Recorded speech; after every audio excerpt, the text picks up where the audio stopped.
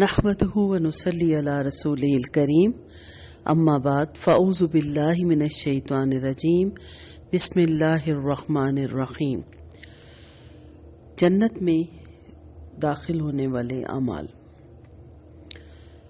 صحابہ کرام رضی اللہ عنہ ان کو نیکیوں کی قدر و قیمت معلوم تھی، وہ ان کاموں کے حریص تھے جو جنت میں لے جانے والے تھے۔ جہاں کسی عمل کے بارے میں یہ معلوم ہوا کہ اس سے اللہ تعالیٰ راضی ہوتے ہیں، اس میں جنت میں دخول کا یہ عمل ذریعہ بنتا ہے، فوراً اس پر عمل شروع کر دیتے تھے، اور جس کا عمل کا ثواب ہونا انہیں دیر سے معلوم ہوتا، اس پر افسوس کا اظہار کرتے تھے کہ یہ بات ہمیں پہلے معلوم نہ ہوئی، ورنہ ہم پہلے سے اس نیکی کو معمول بناتے۔ حضرت عبداللہ بن عمر رضی اللہ عنہ کو حضرت ابو ہریرہ رضی اللہ عنہ نے یہ حدیث سنائی کہ جو شخص کسی جنازے کی نماز پڑھے اس کو ایک قرات ثواب ملتا ہے، اور جو میت کے دفن ہونے تک جنازے کے پیچھے جائے اسے 2 قرات ملتے ہیں، ان میں سے ایک احد پہاڑ کے برابر ہوتا ہے۔ حضرت ابن عمر رضی اللہ عنہ نے حضرت عائشہ رضی اللہ عنہا سے اس حدیث کے بارے میں پوچھا، انہوں نے بھی حضرت ابو ہریرہ رضی اللہ عنہ کی تصدیق فرمائی، تو حضرت ابن عمر رضی اللہ عنہ نے بھی ساختہ فرمایا کہ ہم نے بہت سے قرات بلا وجہ ضائع کر دیے۔ جامع ترمذی کی روایت ہے۔ قرات ایک پیمانہ ہے جس سے سونا چاندی تولے جاتے ہیں۔ غرض ہر وہ نیک کام جو اللہ تعالیٰ کی خوشنودی کا سبب بنے بڑی قابل قدر چیز ہے، اور دنیا میں رہ کر ہی اس سے فائدہ اٹھایا جا سکتا ہے، اور خاص طور سے ایسے نیک کام جنہیں انجام دینے میں کوئی مشقت نہیں ہوتی، انہیں صرف بے پرواہی اور غفلت کی وجہ سے چھوڑ دینا تو اتنے ہی گھاٹے کا سودا ہے کہ آخرت میں اس کے حسرت ناقابل برداشت ہوگی۔ لہٰذا کوشش کریں کہ اس دنیا میں رہ کے ان کاموں کو جو بغیر مشقت کے آپ کر سکتے ہیں انہیں ضرور کریں، تاکہ وہاں ہمارے نیکیوں کے پلڑے بھاری ہوں اور ہمیں یہ جنت میں دخول کا یہ ہمارے اعمال اللہ کی رحمت کے تحت جانے کا ذریعہ بنے۔ اسی سلسلے میں آج ہم دیکھتے ہیں کہ مؤذن کی اذان کا جواب دینا، یہ سنت کہہ لیں، یہ عمل کہہ لیں، بالکل ختم ہوتا جا رہا ہے۔ ہم اس قدر مصروف ہیں نیٹ پہ، ٹیکنالوجی میں، آفیسز میں، کہ ہمیں پتہ ہی نہیں ہوتا کہ اذان اور بھی رہی ہے کہ نہیں۔ بہت ہلکا سا عمل ہے لیکن بہت اس کا اجر ہے۔ حضرت عمر بن خطاب رضی اللہ عنہ فرماتے ہیں کہ آپ صلی اللہ علیہ وسلم نے فرمایا، جب مؤذن کے اللہ اکبر اللہ اکبر اور تم میں سے کوئی جواب میں کہے اللہ اکبر اللہ اکبر، پھر مؤذن کے اشہد ان لا الہ الا اللہ اور وہ بھی کہ اشہد ان لا الہ الا اللہ، پھر مؤذن کے اشہد ان محمدن رسول اللہ اور وہ بھی کہ اشہد ان محمدن رسول اللہ، پھر جب مؤذن کے حی علی الصلاۃ اور وہ کہ لا حول ولا قوت الا باللہ، پھر مؤذن کے حی علی الفلاح اور وہ کہ لا حول ولا قوت الا باللہ، پھر مؤذن کے اللہ اکبر اللہ اکبر اللہ اکبر، وہ بھی کہ اللہ اکبر اللہ اکبر، پھر وہ کہ لا الہ الا اللہ اور وہ بھی اپنے دل سے کہ لا الہ الا اللہ، تو وہ جنت میں داخل ہوگا۔ مسلم کی روایت ہے۔ اب آپ دیکھیں کتنا آسان عمل ہے لیکن کتنا درجات کی بلندی کا سبب۔ اس جنت کے لیے ہماری ساری کوششیں، ہماری کاوشیں ہونی چاہیے وہاں کی کامیابی کے لیے۔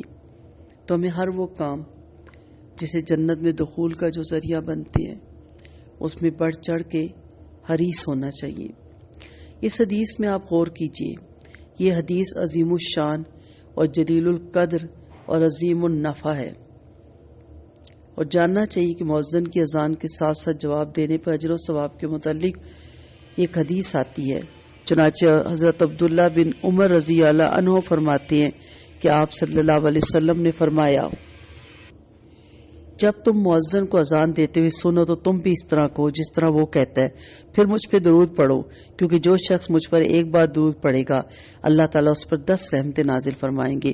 پھر تم اللہ تعالیٰ سے میرے لیے وسیلے کی دعا کرو۔ وسیلہ جنت میں ایک مرتبہ ہے جو اللہ کے بندوں میں سے ایک بندے کے شان ہے، اور مجھے امید ہے کہ وہ بندہ میں ہی ہوں گا۔ بس جو شخص میرے لیے وسیلے کی دعا کرے گا اس کے لیے میری شفاعت لازم ہو جائے گی. مسلم کی یہ روایت ہے. مؤذن کی اذان کا جواب دینے پہ 5 چیزیں مسنون ہیں، جن میں سے 3 چیزیں ایسی ہیں جن پر حدیث عبداللہ مذکورہ مشتمل ہے، یعنی 3 مسنون چیزوں کا ذکر تو اس حدیث میں موجود ہے. چوتھی مسنون چیز یہ ہے کہ وہ کلمات کے جسے امام مسلم رحمۃ اللہ علیہ نے حضرت سعد بن ابی وقاص رضی اللہ عنہ کے حوالے سے آپ صلی اللہ علیہ وسلم سے نقل کیے.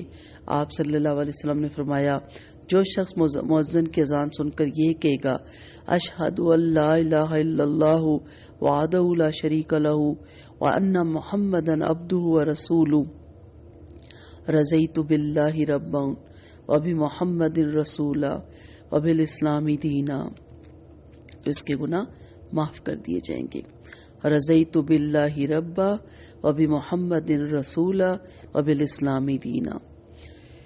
اور 5ویں مسنون چیز یہ ہے کہ مؤذن کی اذان کا جواب دینے اور آپ صلی اللہ علیہ وسلم پر درود و سلام اور آپ صلی اللہ علیہ وسلم کے لیے وسیلے کی دعا کرنے کے بعد اللہ سے دعا کریں، جیسا کہ سنن ابو داؤد میں حضرت عبداللہ بن عمر رضی اللہ عنہ سے مروی ہے کہ ایک شخص نے عرض کیا، یا رسول اللہ صلی اللہ علیہ وسلم، مؤذن لوگ تو ہم پر فضیلت رکھتے ہیں.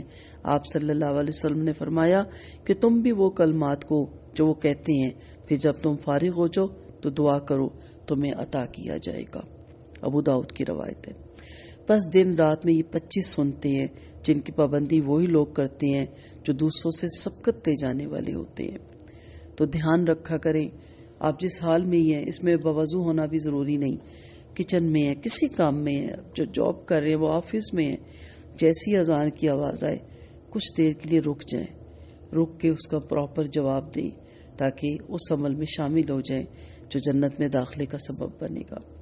علامہ ابن عثمین رحمۃ اللہ علیہ فرماتے ہیں، ہمیں چاہیے کہ جب ہم مؤذن کو اذان دیتے ہوئے سنیں تو ہم بھی وہی کلمات دہرائیں جو وہ کہتا ہے، حتیٰ کہ اگر ہم پڑھنے میں بھی مصروف ہوں تو ہمیں پڑھائی روک کر مؤذن کی اذان کا جواب دینا چاہیے، اور جب اس سے فارغ ہو جائیں تو دوبارہ پڑھائی میں مشغول ہو جائیں. بعض علماء کے نزدیک آپ قرآن کی تلاوت کر رہے ہیں اور جیسی اذان کی آواز آئے تو آپ قرآن کی تلاوت کو روک دیں اور مؤذن کی اذان کا جواب دینے کے بعد آپ قرآن وہاں سے دوبارہ پڑھنا شروع کریں. شرح ریاض الصالحین. مؤذن کی اذان کا ساتھ ساتھ جواب دینا اللہ تعالیٰ کی وسعت رحمت اور فضل کی بھی دلیل ہے، اس لیے کہ مؤذن حضرات تو اپنی اذان کی وجہ سے جو اجر و ثواب حاصل کرتے ہیں وہ تو کرتے ہی ہیں، دوسروں کو بھی حکم دیا گیا کہ وہ بھی اذان کا ساتھ ساتھ جواب دیں تاکہ جس طرح مؤذنوں کو اجر ملا انہیں بھی اجر و ثواب حاصل ہو. اللہ تعالیٰ ہم سب کو توفیق دے کہ ہم اس عادت کو اپنائیں اور جنت میں لے جانے والے اس عمل میں بھی اپنا داخلہ کروائیں، اور اللہ تعالیٰ ہمیں توفیق دے اور ہماری اس کوشش کو شرف قبولیت بخشے. وآخر دعوانا ان الحمد للہ رب العالمین. سبحانک اللہم وبحمدک نشہد ان لا الہ الا انت نستغفرک ونتوب الیک. السلام علیکم ورحمۃ اللہ وبرکاتہ.